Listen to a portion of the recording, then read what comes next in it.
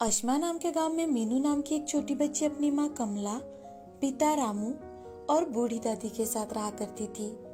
मीनू अपने माँ पिता की एक लौती संतान थी। मीनू के माँ पिताजी मजदूरी कर अपना और अपने परिवार का पेट पालते थे। मीनू दिखने में काली थी, लेकिन पढ़ाई में वह हमेशा ही अव्वल रहा करती थी। अब मीनू 8वीं कक्षा में थी। उसकी पढ़ाई की जिज्ञासा इतनी ज्यादा थी कि अब गांव में उसे अपने सवालों के जवाब मिलना कठिन हो चुका था।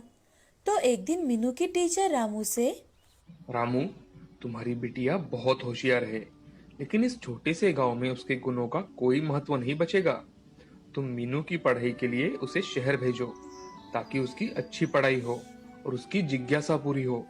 लेकिन जनाब, आप तो जानते हो, हम मजदूरी करते हैं, ये सब हम कैसे कर पाएंगे। देखो रामू, मेरा भाई शहर में रहता है। मैं उससे बात करके तुम्हारे लिए और तुम्हारी पत्नी के लिए वहाँ कोई ना कोई काम जरूर दिलवा दूंगा। लेकिन सर जी, मैं ऐसे फैसले अकेले नहीं कर सकता। मुझे घर जाकर अपनी माँ से बात करनी होगी। हाँ हाँ, क्यों नहीं रामू, लेकिन एक बात याद रखना, तुम्हारी बेटी में अविश्वसनीय गुण है। पढ़ाई करने की पूरी क्षमता है उसमें। तुम उसे जरूर पढ़ाओ और आगे ले जाओ। रामू घर जाने के लिए निकलता है, लेकिन उसके दिमाग में आज सिर्फ और सिर्फ मीनू के टीचर ने कही बात दोहरा रही थी। तो अब वो मन ही मन सोच लेता है कि चाहे जो हो जाए, मैं अपनी बेटी को आगे जरूर पढ़ाऊंगा। उसे जो चाहिए वो सब दिलाऊंगा, चाहे मुझे दिन रात मेहनत क्यों ना करनी पड़े। रामू घर जाकर सबको अपना निर्णय बताता है और टीचर की मदद से शहर में एक छोटा सा घर किराए पर ले लेता है और वहीं पर एक बिल्डिंग में वॉचमैन का काम करने लगता है। साथ ही मीनू की माँ भी उसी बिल्डिंग के लोगों के घर जाकर झाड़ू, बर्तन, कपड़े धोना, ये सारे काम करने लगती है। और मीनू का टैलेंट देखकर इंग्लिश स्कूल के प्रिंसिपल भी उसे झट से अपने स्कूल में एडमिशन दिलवा देते हैं। आज मीनू का स्कूल में पहला दिन था। जैसे ही मीनू स्कूल में जाती है, वो दूसरे बच्चों से बातें करने की कोशिश करने लगती है, तो हर कोई उसे टालने लगता है कि तभी एक लड़की, अरे अरे ये देखो कितनी काली लड़की है। इसे देखकर तो मेरी तबीयत ही बिगड़ जाएगी। उस लड़के की बात सुनकर मीनू को बहुत बुरा लगता है, लेकिन मीनू कुछ कहे बिना ही वहाँ से अपने कक्षा में चली जाती है। तो वहाँ भी उसके पास कोई नहीं बैठता। थोड़ी ही देर में स्कूल की घंटा बज गई और टीचर क्लास में आकर, good morning students. Good morning teacher. अब मीनू हर रोज स्कूल जाती और पढ़ाई करती, लेकिन जब भी टीचर कोई सवाल पूछती और मीनू जवाब देने के लिए हाथ ऊपर करती, तो मीनू की टीचर उसे देख अनदेखा कर देती और किसी और से जवाब पूछती थी। एक दिन की बात है, टीचर ने बच्चों को साइंस का एक सवाल पूछा। क्लास में इस सवाल का जवाब मीनू के अलावा किसी और को पता ही नहीं था। मीनू ने बड़े ही उत्साह के साथ अपना हाथ ऊपर उठाया कि तभी टीचर, किसी को नहीं आता जवाब? टीना, रघु, कोई नहीं जानता इस सवाल का जवाब? अरे बताओ। टीचर टीचर मैं बताऊं? कोई जरूरत नहीं है। टीचर के ऐसे कहते ही मीनू उदास होकर चुपचाप अपने जगह बैठ जाती है कि तभी miss school of the year के कंपटीशन की नोटिस आती है। तो एक लड़का धीरे से, टीचर, इसमें तो मीनू को ही भाग लेना चाहिए ना। लड़के के ऐसे कहते ही सभी बच्चे तथा टीचर भी हंसने लगती है।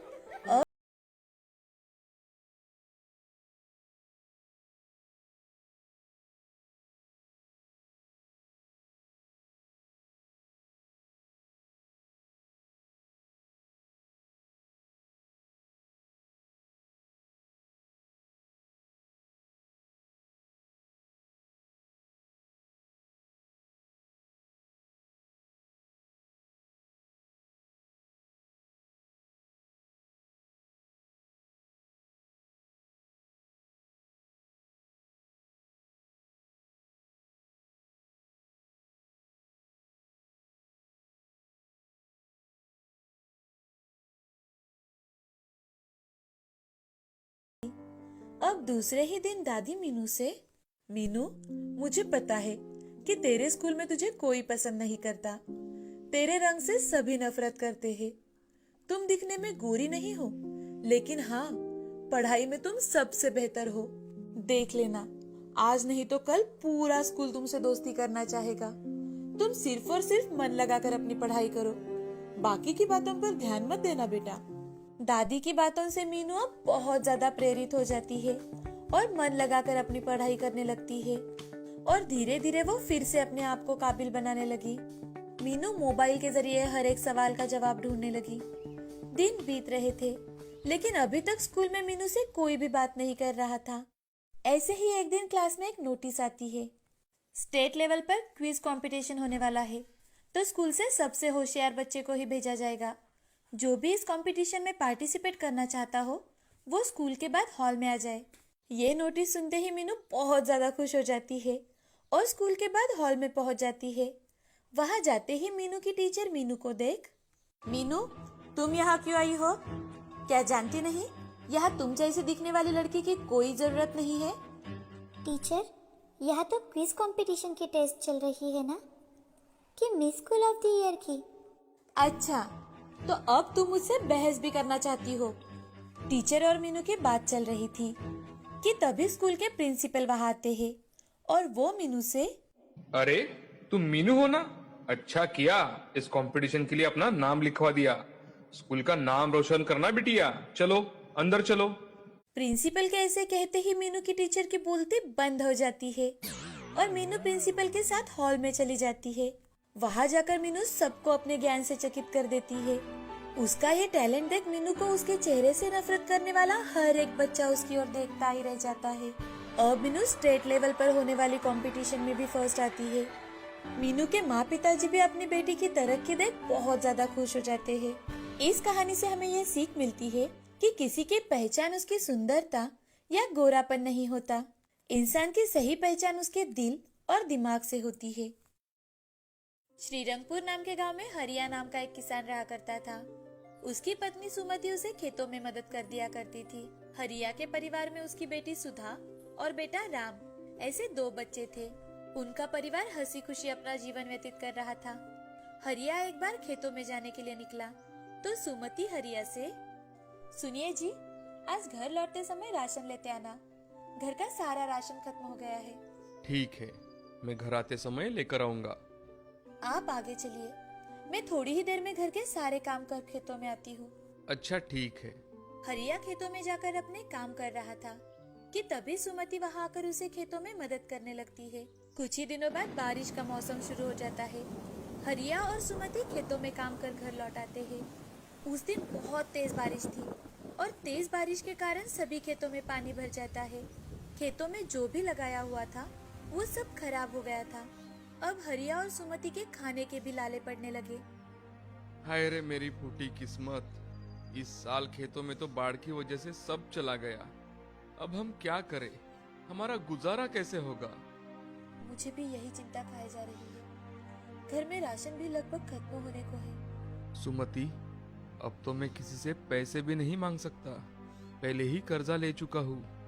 उन दोनों की बातें उनकी बेटी सुधा सुन लेती है और सुधा अपने पिताजी से, पिताजी, मैं आपके पैसों की तो कोई सहायता नहीं कर सकती, लेकिन मेरे पास एक अच्छा सुझाव है, शायद आपको पसंद आए।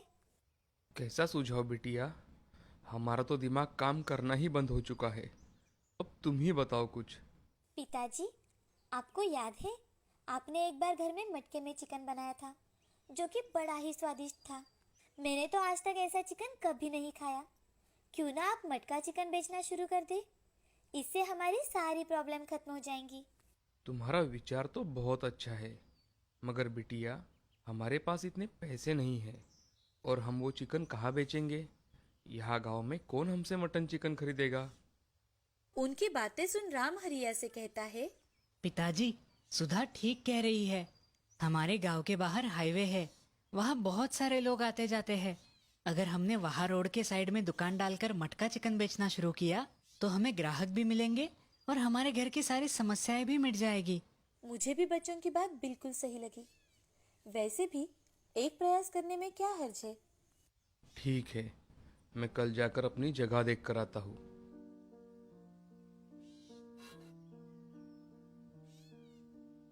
ये मेरे कंगन बेच दीजिए, उससे जो भी पैसे आएंगे उससे हम हमारा धंधा शुरू कर सकते हैं। हरिया को सुमति की बातें ठीक लगी। हरिया सुमति से कंगन लेकर उन्हें बाजार जाकर बेच देता है और उससे आए हुए पैसों से हाईवे पर एक अच्छी जगह देखता है और वहाँ पर एक बाम्बू लगाकर दुकान बनाता है। फिर घर आकर उसे खाना पकाने के लिए जो भी सामग्री चाहिए थी वो इकट्ठे करता है। सुमति हरिया की मदद कर देती है। गांव के चिकन वाले से हरिया चिकन लेकर अगले ही दिन से अपना दुकान शुरू कर देता है। आज उसका दुकान शुरू करने का पहला ही दिन था। तभी उस रास्ते से सरपंच जी वहाँ से घर जा रहे थे तो उनकी नजर हरिया पर जाती है। वो हरिया के पास आकर, अरे हरिया, ये कोई नया धंधा शुरू किया है क्या? खेती में कोई काम धाम नहीं है? अरे भाई, बाढ़ की वजह से और भी काम पड़े हुए हैं। हाँ सरपंच जी, वो सब तो पता है, मगर अभी खाने के लाले पड़ रहे हैं, इसलिए मैंने मटन चिकन बेचने का निर्णय लिया है। अरे हरिया, ये आम लोगों के बस की बात नहीं है। पता है सरपंच जी, पर मैं एक बार प्रयास करना चाहता हूँ। भाई जैसा तुम्हें ठीक लगे हरिया, मैं चलता हूँ। ऐसा कहते हुए सरपंच जी वहाँ से चले जाते हैं। अब हरिया की दुकान में सुबह से एक भी ग्राहक नहीं आया था और इसी कारण उसे सरपंच जी की बातें सच लगने लगी थी। कुछ वक्त बीत जाने के बाद हरिया के दुकान के सामने एक गाड़ी आकर रुकती है और गाड़ी में से उतरकर एक आदमी हरिया से, अरे भैया, आपके दुकान में खाने के लिए क्या है?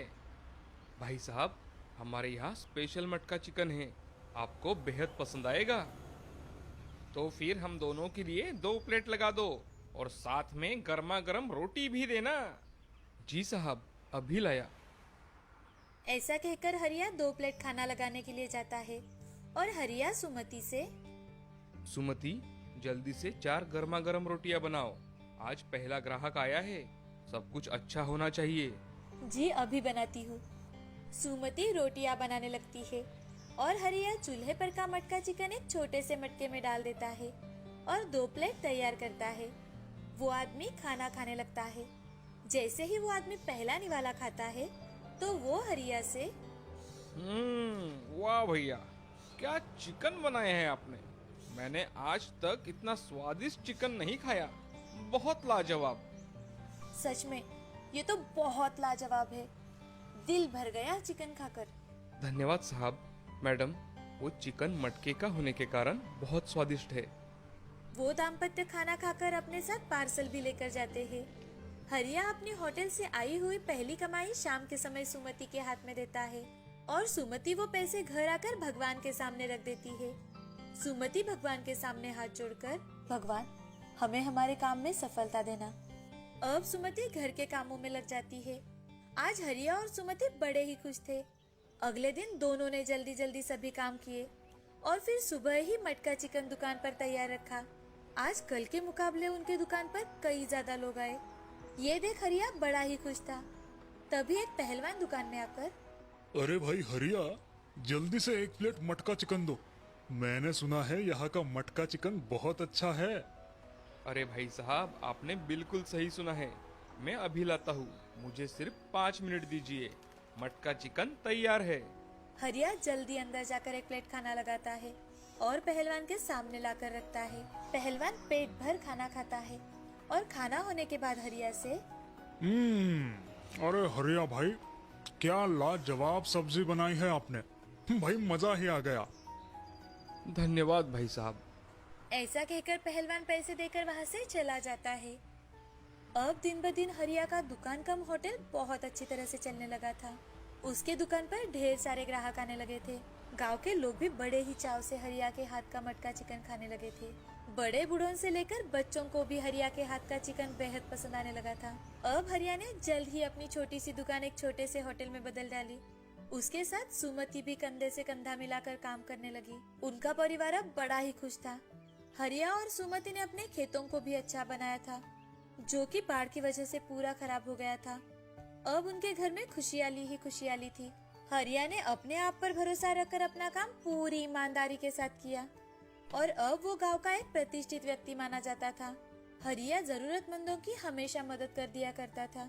इस कहानी से हमें ये सीख मिलती है कि कड़ी मेहनत के बलबूते पर हम हमेशा सफलता हासिल कर सकते हैं।